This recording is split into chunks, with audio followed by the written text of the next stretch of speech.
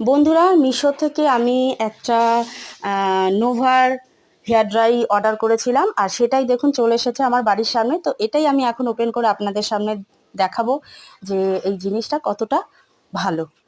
তো চলুন আমি ওপেন করে ফেলছি।